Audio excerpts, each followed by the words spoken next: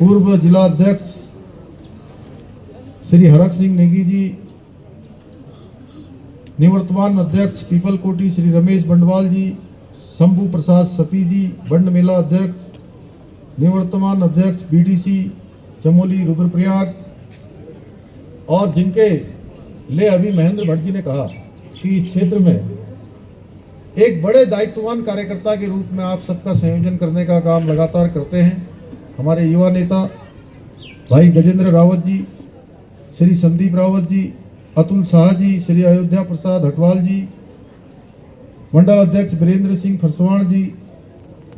दीपा देवी जी, जिला पंचायत सदस्य मंडल प्रभारी, जिला उपाध्यक्ष श्री मनोज भंडारी जी, कुलदीप वर्मा जी, राकेश जोशी जी, युवा मोर्चा के जिलाध्यक्ष भाई महावीर सिंह जी, आदरणीय रिपु दमन सिंह रावत जी, श्री तारादत्त थपलियाल जी, हरीश पुरोहित जी, भाई देवा जी, एवं यहाँ पर आए हुए सभी हमारे प्रतिनिधिगण, सभी उपस्थित माताएं बहनें, सभी मेरे नौजवान साथियों, उपस्थित हमारे मीडिया के सभी मित्र, सभी पत्रकार बंधु, छायाकार मित्र, मैं आप सबका पीपल कोटी क्षेत्र में इतनी बड़ी संख्या में आप सब यहाँ पर उपस्थित हुए हैं और काफ़ी देर से यहाँ पर बैठे हैं। आपने यहाँ पर आकर हम सभी को आशीर्वाद दिया है, विशेषकर श्री राजू भंडारी जी को, राजेंद्र भंडारी जी को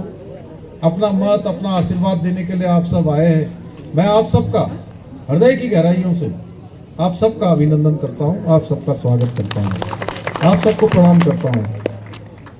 और इस भगवान बद्री विशाल की पुण्य भूमि में आकर मैं स्वयं को गौरवान्वित महसूस कर रहा हूँ, जहाँ पंचबद्री में से एक योग ध्यान बद्री विराजमान है, जहाँ इस भूमि में पूज्य हेमकुंड साहब पूरे संसार को भाईचारे और सौहार्द का संदेश देते हैं। ऐसी पावन भूमि को जितनी बार नमन किया जाए, जितनी बार इस भूमि में आया जाए, जितनी बार इसका स्मरण किया जाए, मैं समझता हूँ उतना ही कम है। भाइयों बहनों, मैं आज आप सबके बीच में हमारे बद्रीनाथ विधानसभा क्षेत्र के भारतीय जनता पार्टी के प्रत्याशी श्री राजेंद्र भंडारी जी के लिए आप सबका मत, आप सबका समर्थन मांगने के लिए आप सबके बीच में आया हूँ, आपका आशीर्वाद लेने के लिए आया हूँ। आप सभी जानते हैं कि राजेंद्र भंडारी जी क्षेत्र के लिए हमेशा समर्पित होकर काम करते रहे हैं, लगातार विकास के लिए काम करते रहे हैं। यही कारण था कि आपने उनको अनेक बार इस क्षेत्र से चुनकर भेजा है। इस विधानसभा क्षेत्र से हमारे भारतीय जनता पार्टी के प्रदेश अध्यक्ष श्री महेंद्र प्रसाद भट्ट जी, जो कि अब राज्यसभा के भी सांसद हैं, उन्होंने भी विधायक रहते हुए अनेक कामों को आगे बढ़ाया है और यह विकास कार्य आगे भी बिना किसी बाधा के आगे चलते रहे, विकास यहाँ का निरंतर आगे बढ़ता रहे। इसके लिए जरूरी है, जैसा भाई सुबोध उनियाल जी ने कहा, धन सिंह जी ने कहा, महेंद्र भट्ट जी ने कहा, हमारे सभी लोगों ने कहा और राजेंद्र भंडारी जी ने बहुत विस्तार से आप सबके सामने बात रखी कि वो भारतीय जनता पार्टी में क्यों आए हैं। इसलिए नहीं आए कि कोई उनके ऊपर आरोप लगा रहा है, कोई कुछ कह रहा है। वो भारतीय जनता पार्टी में अगर आए हैं तो केवल और केवल जो कांग्रेस में रहकर वो क्षेत्र के विकास को आगे नहीं बढ़ा पा रहे थे, क्षेत्र को आगे बढ़ाने की इनके मन में लालसा थी,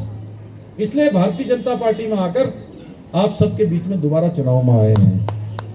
और इसीलिए हम सब भी आपके बीच में आए कि 10 तारीख को आपने इनको आशीर्वाद देना है, आपने मुझे आशीर्वाद देना है, महेंद्र प्रसाद भट्ट जी को आशीर्वाद देना है, और बद्रीनाथ जिसका नाम पूरे संसार में है, बद्री विशाल भगवान की महिमा अपार है, इस विधानसभा क्षेत्र से कमल खिलाकर हम सभी को भी कहीं ना कहीं एक ऊर्जा देने का काम, आशीर्वाद देने का काम आप सबने करना है। इसलिए आप सबका आशीर्वाद मांगने के लिए हम आपके बीच में आए हैं। भाइयों बहनों, आदरणीय मोदी जी के नेतृत्व में भारतीय जनता पार्टी की केंद्र सरकार ने